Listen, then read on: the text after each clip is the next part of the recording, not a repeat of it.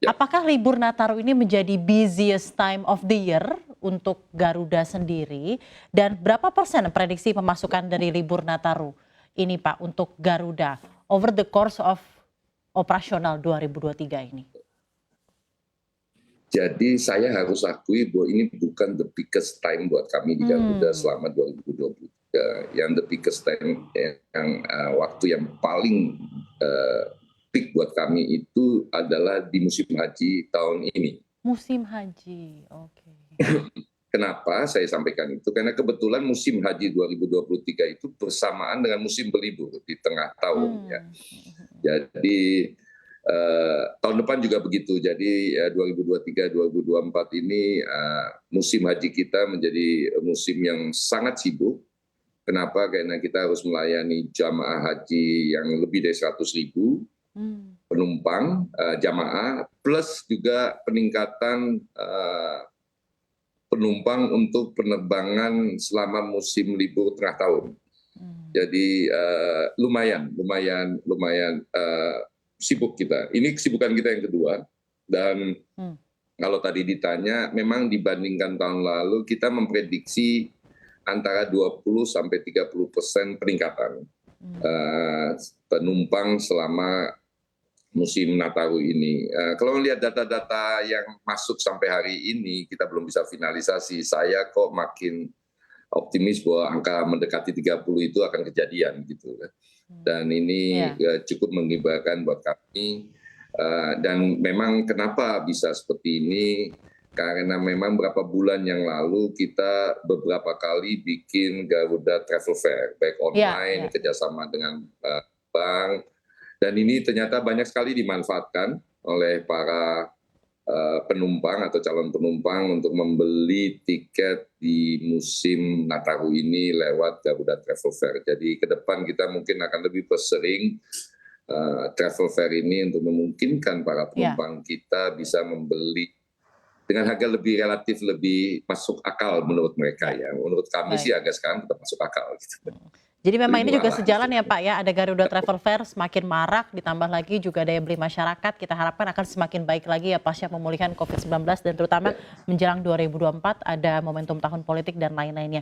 Sedikit Pak sebelum saya akan bertanya mengenai hal-hal yang dari internal Garuda, saya ingin tanya juga mengenai 2023 ini, dari kacamata Pak Irfan, evaluasinya seperti apa Pak untuk Garuda? Ya, kalau dilihat dari sisi peningkatan jumlah penumpang maupun pendapatan, kami di kuartal 3 tentu saja sudah melaporkan ini ada peningkatan di angka 40% dibanding tahun lalu.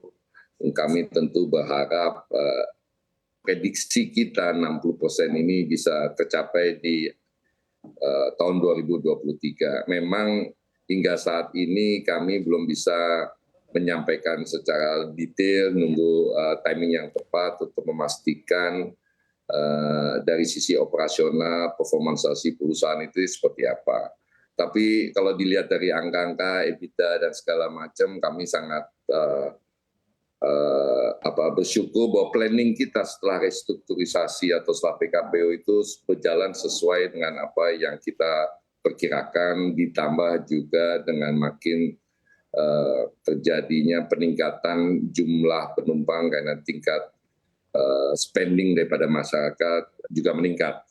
Yang memang juga kita juga lakukan dari sisi yang lain di luar operasional, seperti diketahui kita juga kan beberapa waktu yang lalu memberikan penawaran tender offer untuk kita buyback bonds yang ada yang kita dipegang oleh para bondholder kita.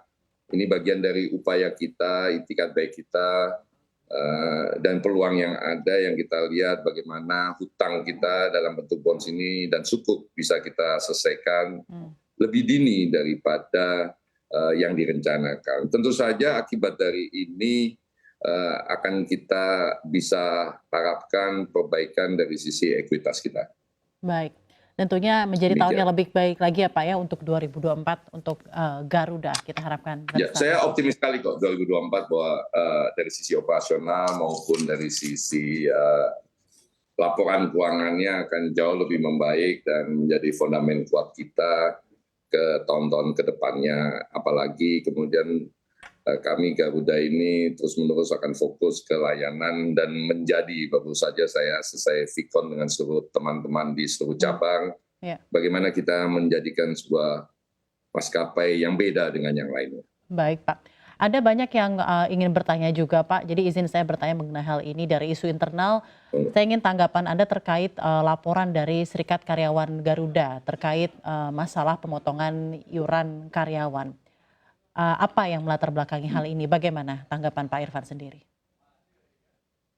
Jadi ada beberapa hal ya. Jadi saya termasuk orang yang sangat mendukung adanya perserikatan ini sebagai upaya memastikan bahwa karyawan sebuah perusahaan ini tak terzolimi baik oleh manajemen maupun oleh pemilik. Jadi dari awal saya bergabung bersama teman-teman direksi, kita terus-menerus membuka pintu untuk melakukan diskusi apapun yang kita bisa lakukan demi kepentingan karyawan. Tentu saja dalam batas-batas kemampuan perusahaan ya. Tentu saja itu harus diingat gitu. Apalagi kita melewati masa yang sulit di mana kita mesti melakukan pemotongan gaji seluruh karyawan termasuk kami direksi dan juga komisaris gitu kan. Yang menjadi persoalan adalah tidak ada masalah sama sekali buat saya untuk kita berbeda pendapat dalam banyak sisi, karena inilah karunia. Perbedaan pendapat ini kan karunia dan kita hidup di alam demokrasi yang mesti mengangkat topi dan memberi peluang terhadap itu. Bila perbedaan pendapat ini tidak bisa diselesaikan antara kita, secara undang-undang ada aturan-aturan yang mesti diikuti. Yang pertama mediasi, habis itu tentu saja hubungan industrial. Nanti kalau kemudian di hubungan industrial itu dinyatakan serikat yang benar, ya kami tentu harus turut. Nah, apabila dinyatakan manajemen yang benar, tentu saja serikat harus turut. Nah, di dalam proses ini, saya dan tim manajemen tidak dapat memungkiri bahwa kita harus memastikan yang namanya serikat ini independen dari kami manajemen, ya kan. Oleh sebab itu, setelah bertahun-tahun kita memotong gaji karyawan untuk iuran serikat, kami memutuskan untuk menghentikan pemotongan itu dan membiarkan anggota serikat mengiur langsung. Toh hari ini secara teknologi nggak ada yang susah, ini kan cuma 2-3 clicks away kan, untuk kemudian teman-teman anggota serikat bisa mengiur langsung. Kami tidak punya kepentingan sama sekali, karena kalau terus-menerus kami yang melakukan pemotongan, lama-lama saya kan jadi tahu siapa yang anggota, siapa yang bukan kan. Yang kedua, jangan-jangan nanti setoran iuran yang dipotong dari ini salah hitung, yang kemudian bisa menjadi isu yang tidak perlu. Nah, itu sih sebenarnya asal muasalnya. Ya baik Pak, sudah cukup jelas. Namun Pak Irfan pada pekan lalu turut melaporkan Ketua Serikat Pekerja dan Pengacara ke pihak berwajib terkait tindak pidana pencemaran nama baik. Bisa dijelaskan lebih lanjut Pak, apa latar belakangnya dan apa yang sebenarnya Bapak itikat dari Bapak sampai akhirnya itu hal terjadi? Apakah ini harus dilakukan dan bagaimana? Karena kita tentunya semuanya ingin berjalan baik-baik saja, ditambah lagi Garuda juga kebanggaan Indonesia, armada Indonesia. Kita ingin internalnya juga berjalan dengan baik tentunya Pak. Ya kembali lagi, saya orang yang sangat taat azas, sangat aturan main gitu ya.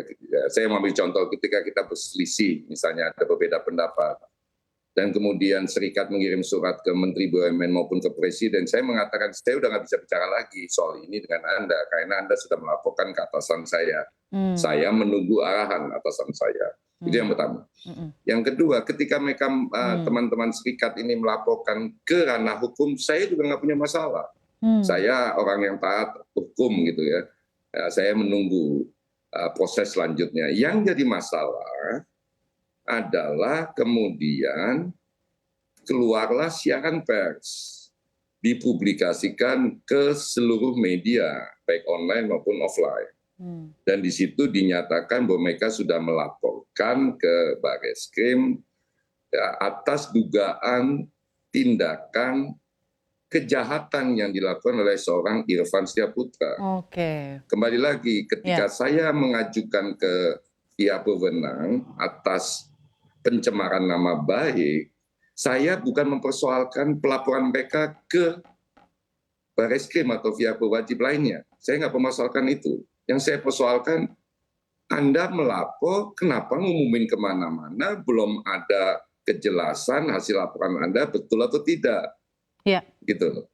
betul. Dan ketika seluruh media menyampaikan dan menginformasikan bahwa saya diduga melakukan tindakan kejahatan, saya ini dirut loh. Iya. Dirut sebuah perusahaan yang reputasinya mendunia. Saya ini mewakili dirut sebuah perusahaan yang jadi kebanggaan nasional. Anda boleh menuduh saya dan melakukan saya sebagai penjahat, silahkan kalau mau. Tapi kenapa mesti mengumumkan ke seluruh orang? Ya. Jadi kami melaporkan, saya dengan kuasa hukum saya melaporkan berita itu, bukan melaporkan laporan mereka ke Barreskrim ya. Mohon jangan disalahartikan ya. Iya. Dan ini pencemaran nama baik, saya ini melakukan semuanya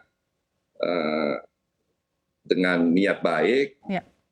Saya kok dituduh sebagai orang yang melakukan tindakan kejahatan tanpa belum ada bukti, dan sampai hari ini kami belum dapat informasi apakah benar itu dilaporkan atau tidak, karena belum ada nomor laporannya yang mana dan segala macam. Itu sih. Jadi baik Pak, sudah cukup dan ini jelas. biasa, dan ini menurut saya ya kita jalanin aja prosesnya. Baik.